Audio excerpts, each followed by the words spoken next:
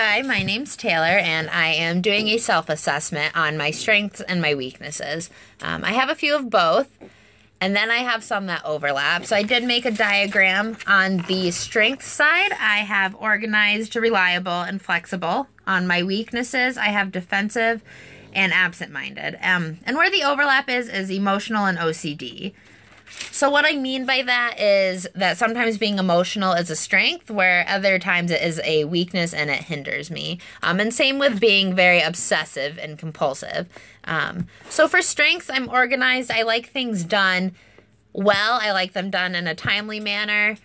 I like to start and finish projects. So whatever I start, I like to work through the whole thing. So from point A to point B before I move on to a new project.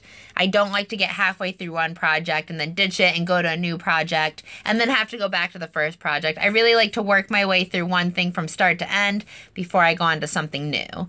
I'm reliable. If somebody asks me to do something, I want them to know that I'm going to get it done.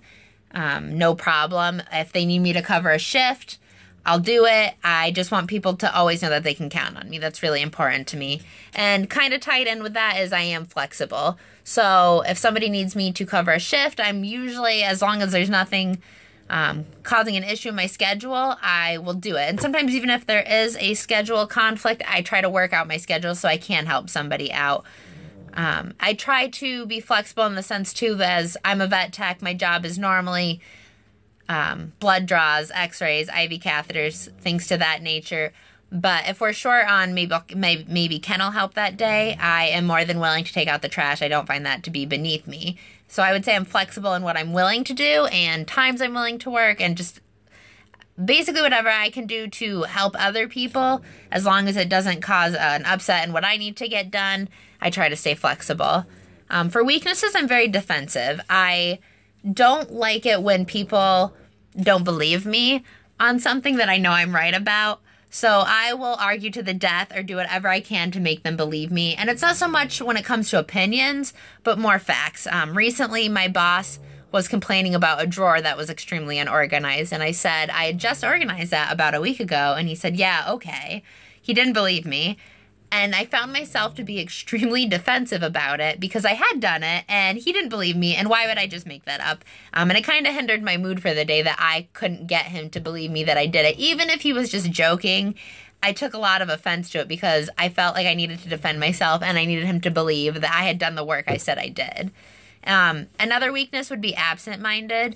I tend to do things without thinking about doing them. For instance, I'll give a dog a medication and write it in the chart, and then an hour later I'm questioning if I ever wrote it in the chart that I did it, and I'll have to go back and look.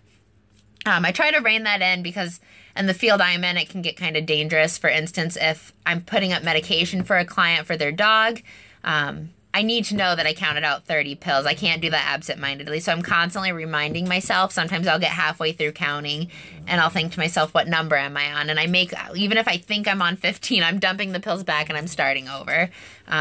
So that's something I'm constantly working on, is not being absent-minded. And where there's an overlap is emotional and obsessive-compulsive. So I'm very emotional, especially when I was talking about how I get defensive.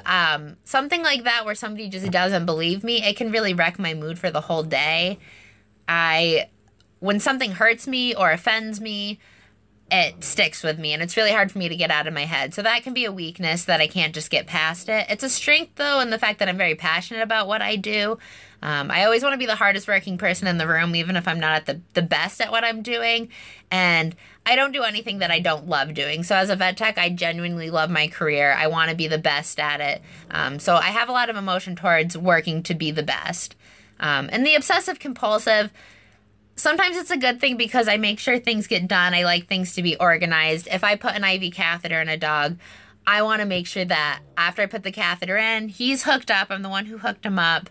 I put all my supplies away. I clean off the counter and basically reset the treatment area.